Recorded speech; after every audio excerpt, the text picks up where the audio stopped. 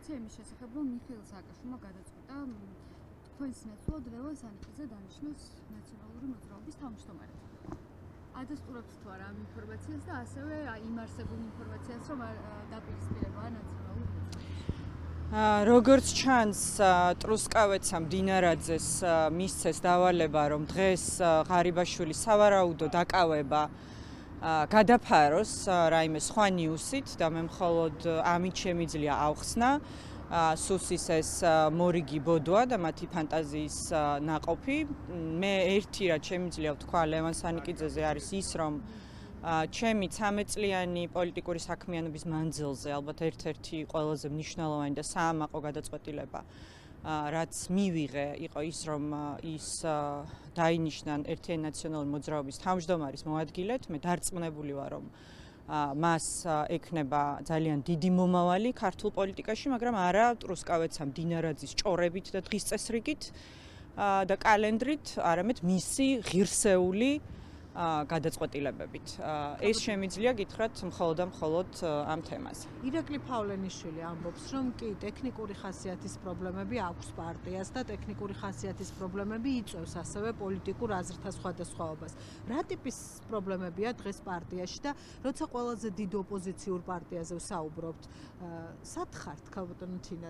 დიდი ხანია არ გვინახავთ მედიით, ოფისში აღარ არის ბრიფინგები, აქტივობა არ აქვს პარტიას. სად არის ნაციონალური მოძრაობა? პირველ რიგში გითხარით რა ტიპის ტექნიკური, ვიცით რომ თანამშრომლებსაც მათ შორის ჩვენ ვისაც უკავშირდებოდით თქვენთან დაკავშირებით, მათ რა ტიპის ტექნიკური და პოლიტიკური აზრთა სხვადასხვაობებია გუნდში? ვერ გეტყვით ირაკლი ფავლენიშვილი რას გულისხმობდა.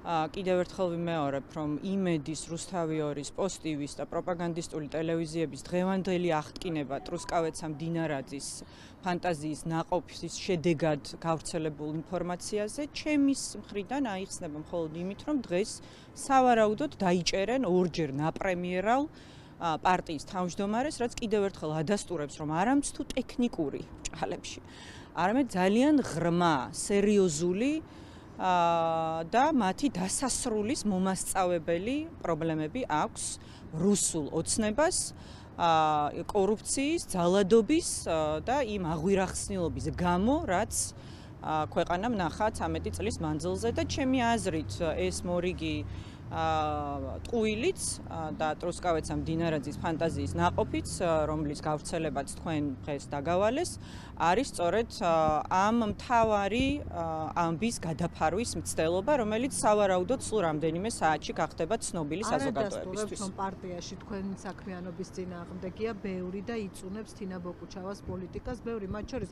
არა მხოლოდ ხაბეიშვილის გუნდი, არამედ ის გუნდი, რომელიც თავის დროზე თქვენ მხარს გიჭერდათ.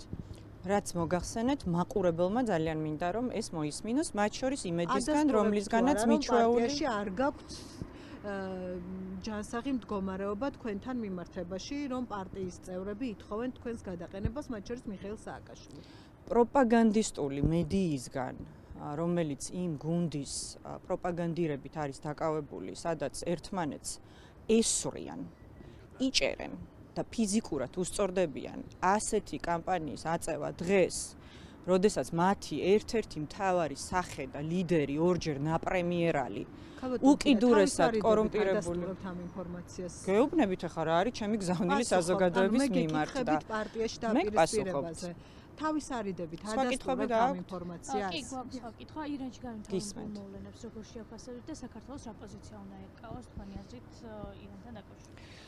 ირანთან დაკავშირებულ მოვლენებს ერთადერთი შეფასება შეიძლება მოყვეს და ეს არის ბუნებრივია თავისუფლების მოყვარე, თავისუფლებისთვის მებრძოლი ადამიანების მხარდაჭერა, რომლებსაც დღეს ებრძვის, ესვრის, კლავს, არბევს, წამლავს, რაც ბუნებრივია ძალიან გვახსენებს ივანიშვილის რეჟიმს, ისლამისტური სახელმწიფო.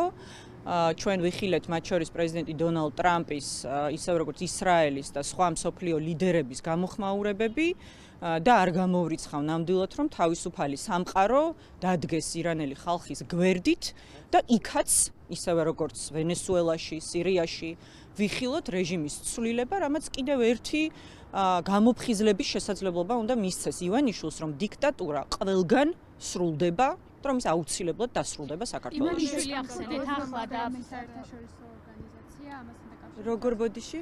ამერიკამ დატოვა სამოსახლოების საერთაშორისო ორგანიზაცია, მათ შორის ვენეციის კომისია. ამას როგორ შევასრულებთ? ეს არის ამერიკის სუვერენული უფლება იყოს ან არ იყოს ნებისმიერ საერთაშორისო ორგანიზაციაში, ნუ დაგვავიწყდება, რომ ამერიკის შეერთებული შტატები არის ყველაზე ძლიერი სუპერსახელმწიფო, რომელსაც გააჩნია ყველაზე ძლიერი ეკონომიკა, ყველაზე ძლიერი არმია.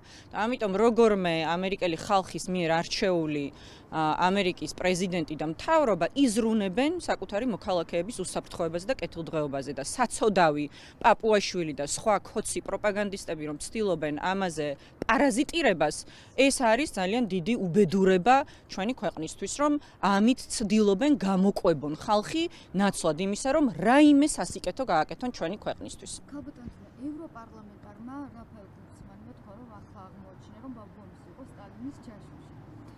ქართულ ოცნებაში გაკეთდა შეფასებები, რომ ეს ევროპარლამენტარი აქამდე რა განცხადებებსაც აკეთებდა საქართველოს მოსამართლედ არის ორმაგი სტანდარტია და რაფაელ გლუქსმანის ბაბუაზე და მის წინაპრებზე ზრუნვას ჯობია ის გაიხსენონ, რომ ისინი ყოველდღიურად საბჭოთა კავშირის მემკვიდრის პუტინის რუსეთის ინტერესებში მუშაობენ. ყოველდღიურად, ყოველი მათი ნაბიჯი, ყოველი მათი ქმედება, საკუთარი მოქალაქეების ქიმიური იარაღით დაწამლა არის ზუსტად პუტინის და ჩვენი მტრის ინტერესებში მოქმედება საკუთარი ხალხის წინააღმდეგ. ამიტომ ფრანგი ევროპარლამენტარების მემკვიდრეების შესწავლას ჯობია რომ საკუთარ ქმედებებზე და დანაშაულებზე იფიქრონ ქართველი ხალხის წინაშე. შეიძლება იმაზე ბრიტანეთში ისევ ასაუბარი ივანიშვილის დასანქცირებაზე.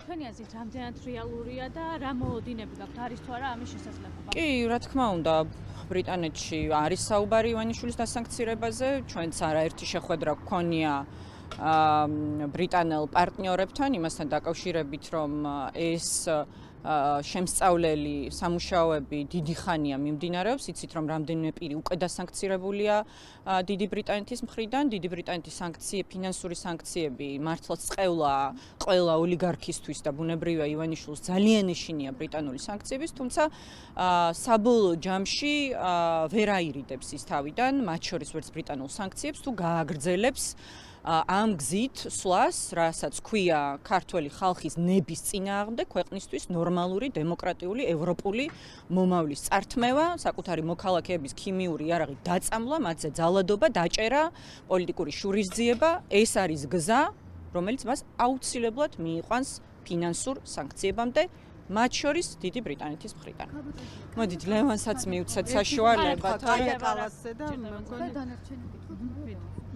კაია კალასის გადადგომას ითხოვს ფიცო ამბობს, რომ პოლიტიკური ანგარიშის იარაღად იყენებს თავის თანამდებობასა და მათ შორის ქართულ ოცნებაშიც გაკეთდა განცხადებები და ამბობენ, რომ იზიარებენ სრულიად ამ პატრონს. რამდენად რელევანტულია ქართული მხრიდან ამ ასეთი განცხადების გაკეთება და მათ შორის ფიცო, ორბანი და შალვა პაპუაშვილი რომ ერთხმაში საუბრობენ, სასაცილოა სატირალი რომ არ იყოს, მაშინ როდესაც დანარჩენი 25 წევრი სახელმწიფო ევროკავშირის, რა თქმა უნდა, მხარს უჭერს უმაღლეს წარმომადგენელ საგარეო საკითხებში კაია კალას, მთელი ევროკომისიის შემადგენლობას და მის პრეზიდენტ ურსულა ფონ დერ ლაიენს, რომელსაც მეც ცოტა ხნის წინ საქართველოზე ვესაუბრე, რომელიც უკიდურესად განიცდის იმას, რომ საქართველოს ეს ისტორიული შესაძლებლობა, რომ ჩვენ გავხდეთ ევროკავშირის ყველაზე ძლიერი ფინანსური და უსაფრთხოების გარანტიებით ჩვენთვის ყველაზე ძლიერი მომავლის გარანტიის კავშირის ნაწილი, რომ ამ შესაძლებლობას საქართველოს რუსული ოცნების და რუსი დიქტატორი ივანიშვილის მოქმედებების გამო ხელიდან უშვებს.